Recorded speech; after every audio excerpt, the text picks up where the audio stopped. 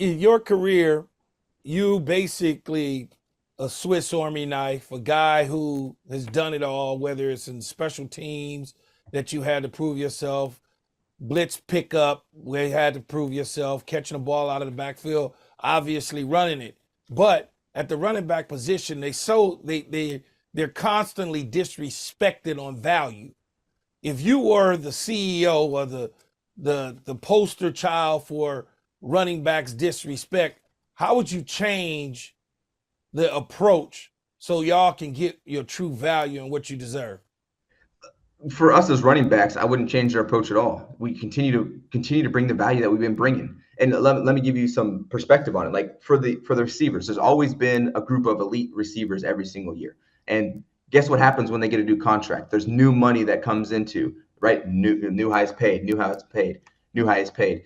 And guess what? We've had an elite, group of running backs that have always been there as well. And guess what? We haven't seen that new highest paid. It's gone either down or stayed flat, right? And so that's where the principles of how the money's coming into these new positions, especially our position right now, is what we're questioning, is what we're pissed off at. When you franchise the top three guys that just came off of, their Josh Jacobs just led 1,600 yards, 13 touchdowns, rushing, whatever it was, and then you're like, nah, we're just gonna franchise him. Saquon franchise, Tony Pollard franchise, and it's like it's frustrating because here's the thing: even for those top level receivers, their production isn't doubled over the past 6 years, but their salary has, right? And so it's like, well, they're still at the same level of production, those elite levels. So is the running backs at that elite level. Why is there new money coming into that industry, but not the running back industry? And other industries too, as we can continue to look at it, even the tight end industry, where's the new money going?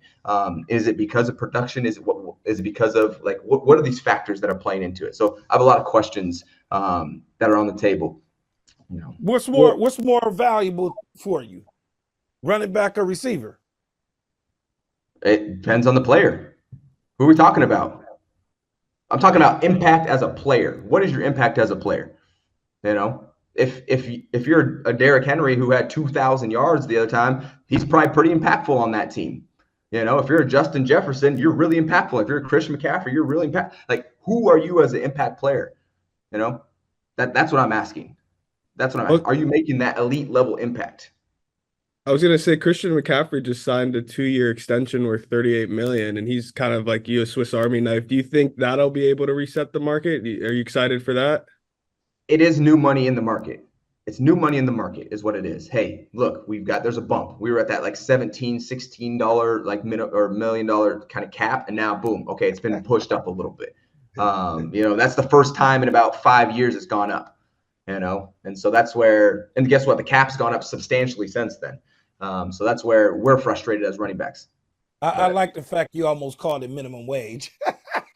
No, I wouldn't say it's minimum wage. I was about to say, hold on, man. Man. It's the way that I look at it is as a former receiver, the highest paid at my position for a number of years in the league and all that other stuff.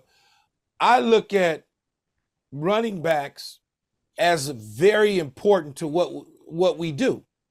But I also look at the receiver position as the entertainment of the league on top of the high flying scoring. And what is it that the fan base in the league, the Shield, want to see? They want to see scoring. They want to see throw the ball all over the place. That's one of the reasons they claim that the quarterback is the most important person on the field. They claim that. I don't claim that, depending on the team and the roster, because the 17 different quarterbacks I played with in 11 years, I don't know that any of them was the most important guy on the team at that point in time, because in Tampa, our defense was ridiculous. And at the New York Jets, our defense was ridiculous, but they had a receiver out there that was even way more ridiculous than myself. I like to talk about that. But, you tend to look at it and you go, okay, I see where the league is going. They're throwing the ball everywhere. So they want to make sure that these guys are compensated, and they don't touch the ball nearly as much as you. Not even close. I mean, like, you're just even building off of that. You have some receivers that are either a number 2 or number 3 getting paid $10 million a year. more than the starting running back who at the time, even me a couple years ago, where it was like 1,600 yards, 20 touchdowns, 70, 80 catches a year, 2 times in a row, like. Austin, no, we're gonna give you 6. How about that? 6. How does that sound? That sounds great, right? Yeah, That sounds it's good. crazy. But hey, this guy over here, he's only gonna catch the ball 5 times, 3-4 times a game. He's gonna have 600 total yards of offense on the year. He's gonna have 3 touchdowns, 10 million for that guy. Yeah. And so you can see why we're a little pissed off in the mind when it comes to y'all look, man, here's what I would minute. say.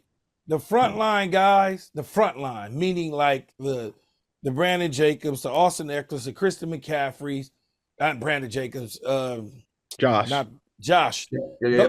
Those guys, the Jonathan Taylors, they all deserve to be paid at a certain level. There's no question about it at all, because the number 2 running back from the number 1 running back is a major drop off in salary. Minimum. But it's not like that for the receivers. The first, second, and third receiver, the first receiver gonna always be the top paid dude. The second dude is gonna probably be right in front of the tight end. And then the third dude is either right with the tight end or slightly above him. So, it's not fair, but that's the way it is. We absolutely hope you enjoyed this video. If you want more from us, hit that subscribe button for all videos, full episodes, and exclusive content from the show. And don't forget to find All Facts, No Breaks on Apple, Spotify, or wherever you get your podcasts.